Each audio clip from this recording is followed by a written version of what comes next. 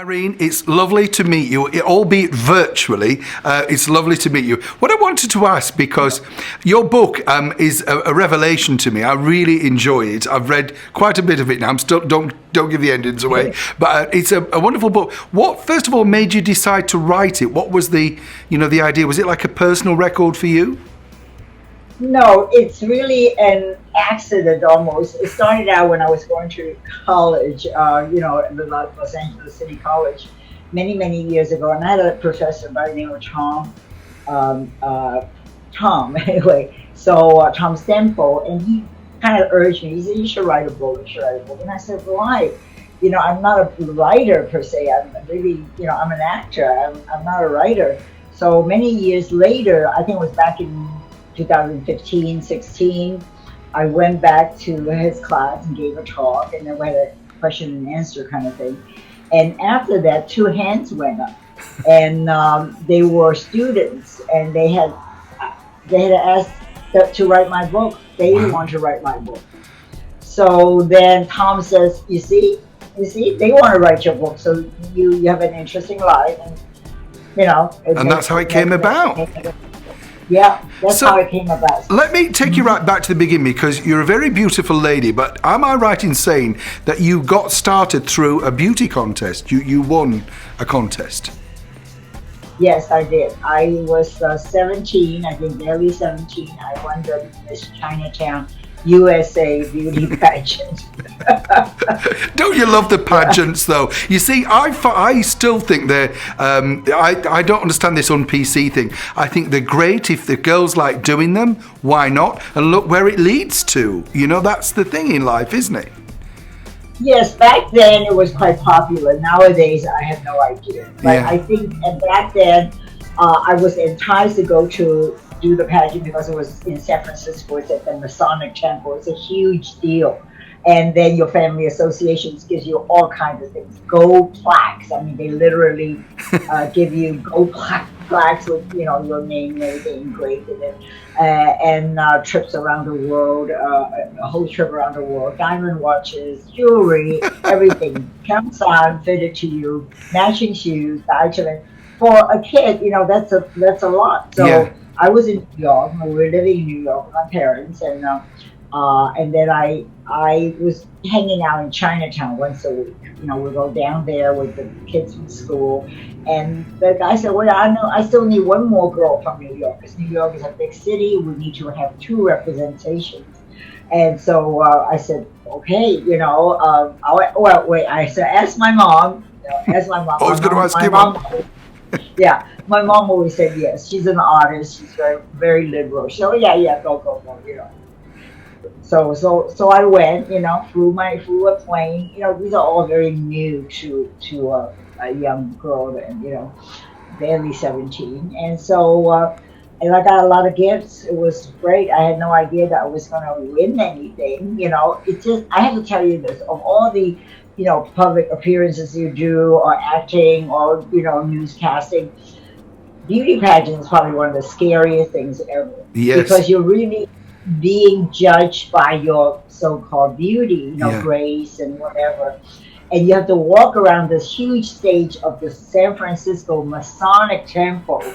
The stage is just enormous. I mean, it's like a quarter of a mile. So walking and not to trip and smiling, looking at the audience, it's just one of the toughest things, because pretty soon your smile freezes on your face. Yeah. You move your face at all, and then you pretend to be very happy. You're doing nothing but being judged by fun.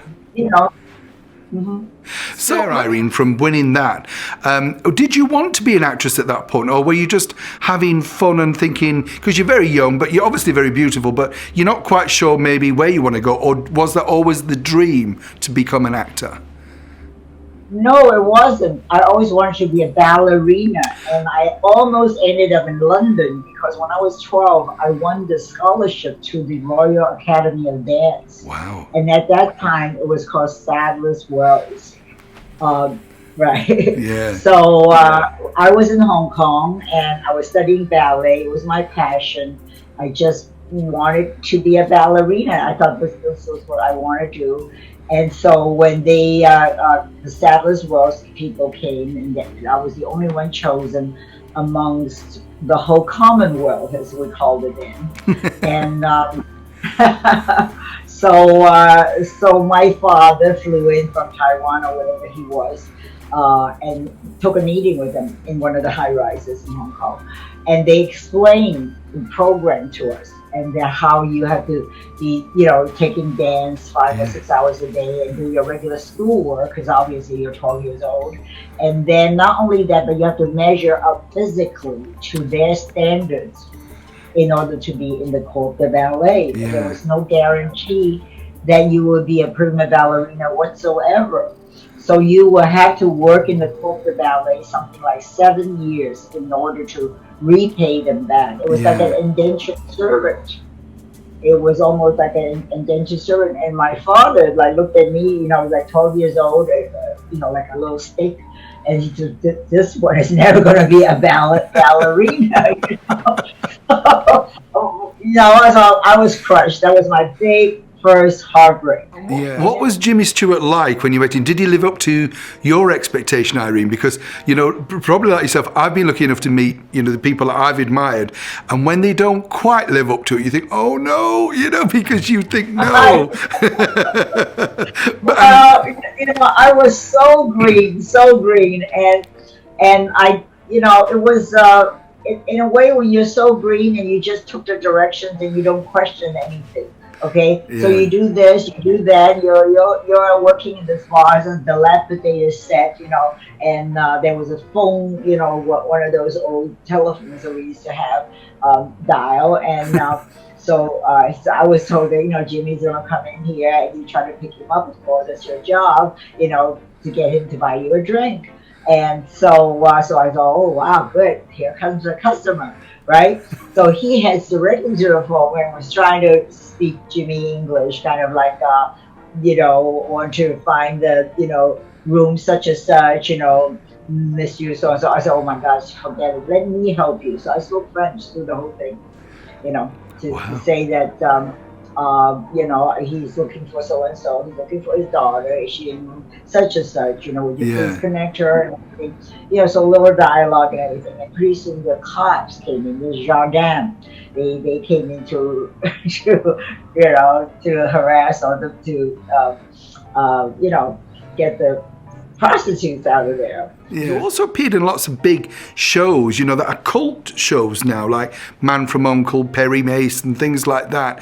When you were making them, Irene, did you realise they were cultish, or did that come afterwards? When you think now we watch them with such affection, don't we? But then was it just another job? It was the top shows. In other words, when I first started to work, I took, of course, any job that was offered to me.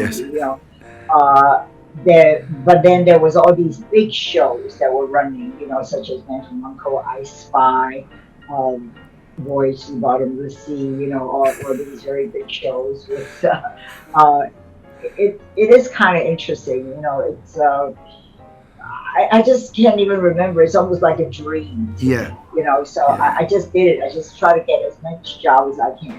It's called the agent. I didn't drive then. I was underage. I don't have a car. So my agent has to take me to the interview. So then I was, right. So after the interview, sometimes I would say to my agent, his name was Fred. And I said, oh, Fred, I didn't do very well. I think they hated me. And he would say, at your worst, you're better than anyone else. Oh, that's nice. That's really nice. Yeah. It's encouraging, isn't it? Yeah. Yeah. This is the kind of support that I got. So I would say that support really, gave me because it's not an easy job, because, acting, even the big actors, when you see them on the Academy Awards or the, Golden Globes or something, when they show a clip of their work, they're up for best support or best. If you watch it next time, a close-up of the actor that was nominated, they usually are going through their mind and go, wow, was that the best clip that I had? Or, Well, it's built on insecurity, isn't it? That's the thing about show business. There's always another person. There's always another you waiting, normally younger, skinnier, and, so you're having, oh my God, yeah. Now, we must mention also Elvis. Now, Elvis, you were lucky enough to work with. The thing, everybody always asks these questions about Elvis. I've been lucky enough to, interview his wife, Priscilla, and met some other people. The question I want to ask you is, you say in the book, and as I said, we won't give too much away, but he had a beautiful aura about him. And I kind of got that feeling watching the films. He had I think his personality came through a lot in the films. He looked a nice guy. So, like, you know what I mean? A sweet man, if that's the right phrase. Absolutely, would you say that? Absolutely, yes. He's unique. First of all, no one looked like him or sounded like him. There really just isn't any. I mean, look at the past many years. There's good-looking guys, singers. No one had a voice like him. No one really looked like him. Yeah. So it was pretty amazing to be, so close to him, working. And it was almost like a dream, I can't really believe it, I have to pinch myself. And of course, my mother was a huge Elvis fan, and she was more excited than anyone. They're calling me to, what happened. And communication was not like it was now with the cell phone and everything, Yes. So we are on location in Hawaii, and in the what they call the Polynesian Culture Center, which is a replica of the Polynesian villages. And it's right next to the Mormon temple. Maybe the Mormons built it. I don't know. But it's got lagoons and lakes and rivers and buildings and all thatch huts of each different kind of Polynesia. And we really had a lot of fun. And at the time, I guess, when you're young and when you're just, full of, enthusiasm, and you just kind of go with the flow, do what's told. And working with Elvis is not easy. It's just like working with John Wayne or Sinatra. They do not rehearse. Oh, right. So they never. I quite like people like that, though, Irene. Don't you? I just like them to do it and do it. I never want to rehearse anything. So Elvis never rehearsed. He just turned up and did it. Then. You're just like Elvis. So I don't know. I mean, just a little scene, whatever, and then they made me want to get the big song out. So he actually lip syncs back to the playback. So it's very, very loud, So we were, in the scene, we were going down this river, of this Polynesian Culture Center, with natives on both sides, drums playing, and then they were, of course, manning the boat. And so he's singing the song to me or to everyone else or whoever he's singing, and was never rehearsed. So I got in the boat and I just, sit there, like sort of playing the beauty pageant kind of person, like waving to the natives and looking at him sometimes. And he would look at me sometimes, and we never synchronized our heads. So I'm moving this way and he's turning that way. He looks at me and I look away. It just What was did you ever get to meet Colonel Tom Parker? Was he around when you were there, or was what was he like then, Irene? Because you hear sort of bad reports, good reports, but you were there. What was your impression? Yeah, he seemed like a very tough guy, and I think he kind of really, if I may be so blatant to say that, he was completely a wrong manager for Elvis, because Elvis has so many talents. He could have developed into a much better actor, a performer, but they're just really after the slot machine. They use these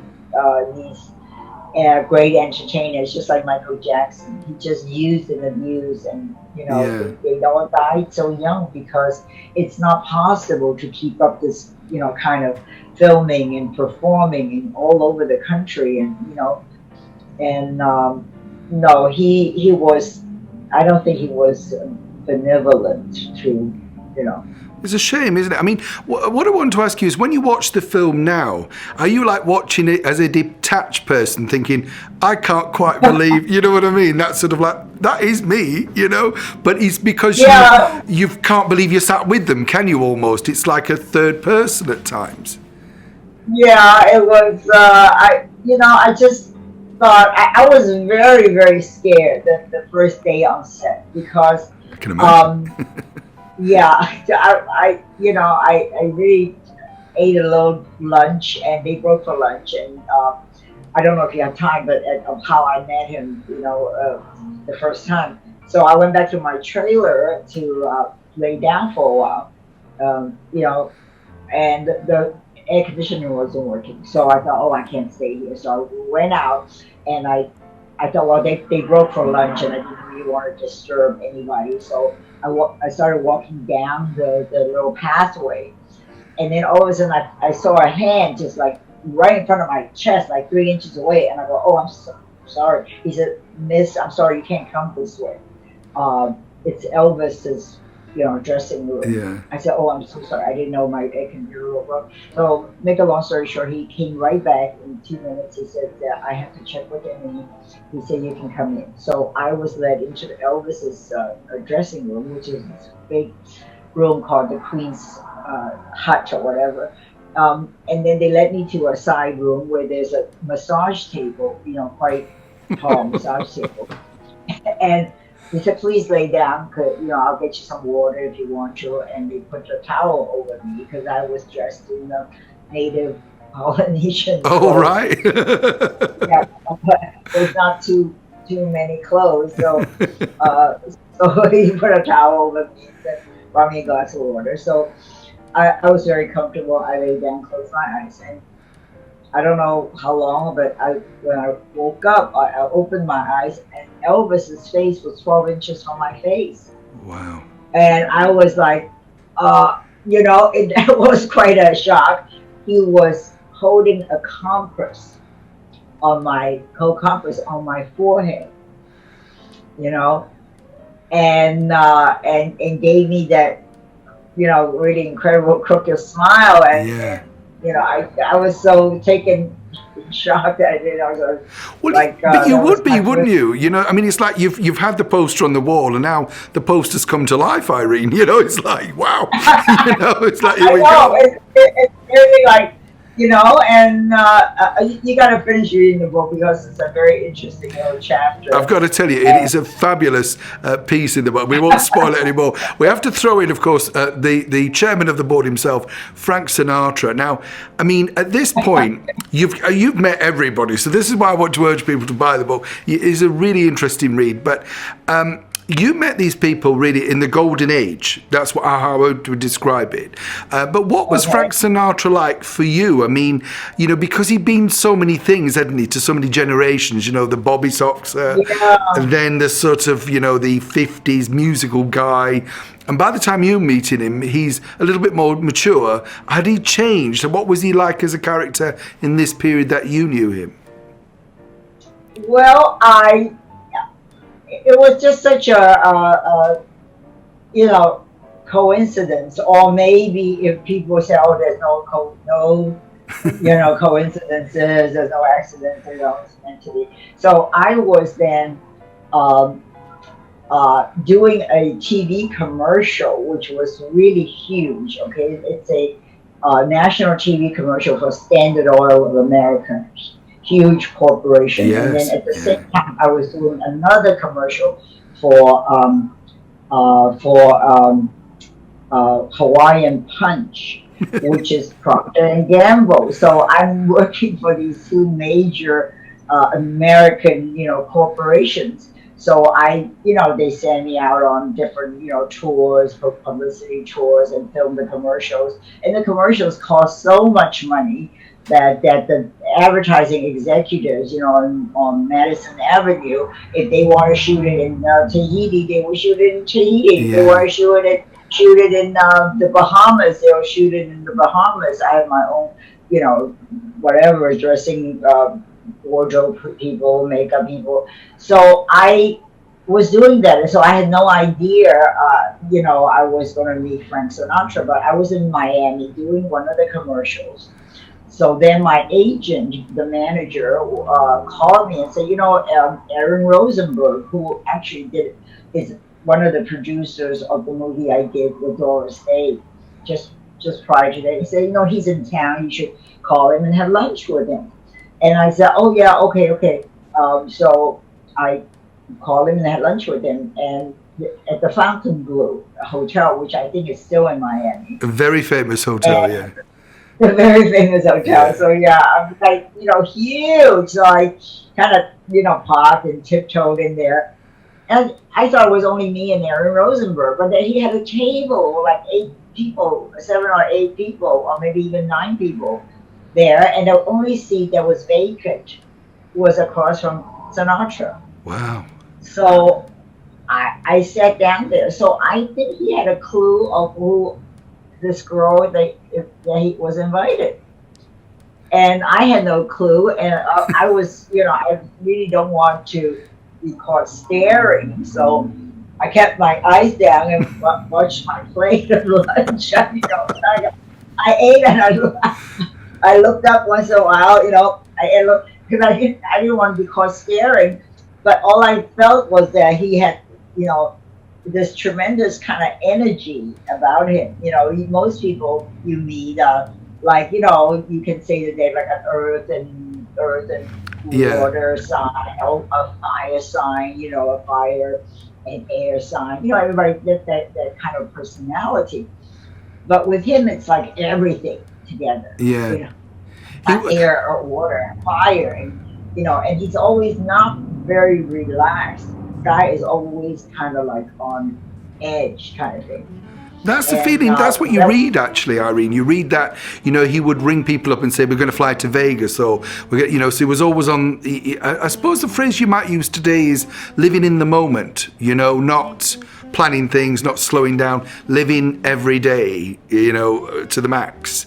Would you say that? Yeah, he is a very interesting guy. Even though I spent 2 years with him, I do know his likes and dislikes. He's very, very generous and good to his friends.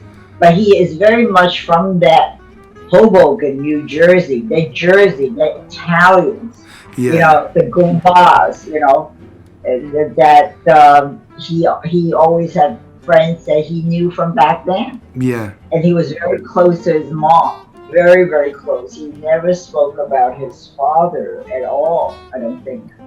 I'm sure he has a father, but he said that his father just sat there, had a bottle of wine, and had a plate of pasta every night. That's what his father did. So he's very much got from that New Jersey, Hoboken kind of background, and he doesn't. His voice is a gift to him. A lot of people have the gift and don't know it. It's just like. I suppose the question I want to ask you: did you fall in love with Frank Sinatra, or were you? Because you're still young, and I'm not sure you know what it is at that point. And I don't mean that to be rude. And then you think, but because he would be about what 50 odd at this point, maybe. Yes, he's over 50, and I'm like 21. Yeah. Yeah, 22. I was right after Mia Farrow. Wow. Yeah. So I was so young, but I I acted very mature for some reason. When I was young, I was very old. When I'm old, now I'm a teenager. Yeah. So when I was young, I always, kind of carried myself with. I think it's sort of a ballet background. Yes. Somehow carried myself because there was just entertainment all the time because he is more comfortable as a host than he is as a guest. Yeah. So every other weekend he would have 40 people, 30, 40 people flown in, and so he can play the host. Wow. And so. It was a fascinating. Yeah, of course I loved him. I did not. I just felt that he was so much. I don't know if we communicated as well, because a lot of the things that I was into, he was not. You know, I was a vegetarian, kind of a spiritual hippie. I was a real hippie girl. You know, that's what I'm saying. You know. You're young, aren't you? So you're growing yourself, and you're finding avenues that you like. And then when you meet this superstar, you're thinking, do I mold myself into what that person wants me to be, or do I stick with my own persona? And I think that's nice that you did that. Actually. Yeah, well, you know, both. You know, a little bit of each. I was kind of my own person because I can you imagine all the food that I can eat? I was a vegetarian. I was ordering vegetables, and he didn't mind it. He never, you know, made any things about it. And then he would say, "What kind of tea would you like to have?" I said, "Oh, I brought my own tea." He said, "What is that?" "I can get you any tea you want." I said, "I brought Constant Comment." Constant Comment, you know, it's like a really, not even a real tea, you know, or you're British, you know, you understand tea. So I said, well, what is that? We can get you anything you want. So then the next day, of course, there was like, you know, 50 different kinds of tea. But I thought I got Constant Comment because it was, you know, very readily available and it was cheap and it was fine. That was what I drank. And, you know, I'm going to say, Irene, it's, you know, as I say, you're talking about it now, but I think when people like yourself have had successful lives and careers in what I consider to be a wonderful period in entertainment, it must be like you're looking at times at a third person, because you're looking back and you're so young and, you know, you're going through all these big events. I mean, you touched on Doris Day, another beautiful, I thought, super talented woman. But I always got the feeling she didn't really, not necessarily want to do it, but she could do it and that was great, but I can do other things. You know, what were your memories of Doris Day?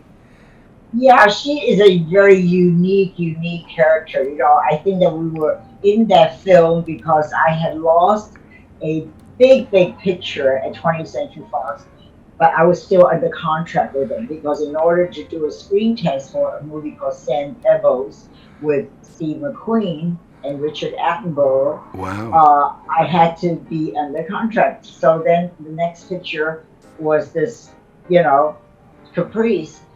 And Doris Day was not right for it, of course, and she had to do it because I guess her husband is one of the producers or her manager. Yeah. And with Richard Harris, the British bad boy.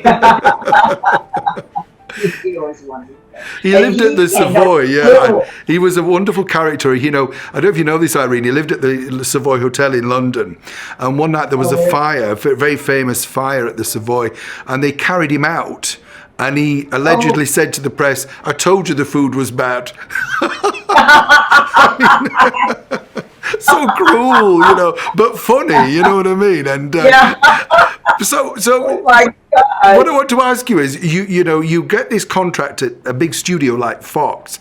Did you like this studio setup? Did you like that setup, or, you know, do you like it now more that when you're as an actor you're independent and you go from a job that you like? We're out of time, but I want to ask you one final question because you've done so much, and as I say, I want people to go out and buy your book. But Lee Strasberg, we know him over here for his Method School of Acting, and I suppose famously for people like Marilyn Monroe and Marlon Brando, people like that. Did you go and train under him, or did you like that style of acting, or what was your connection to Lee?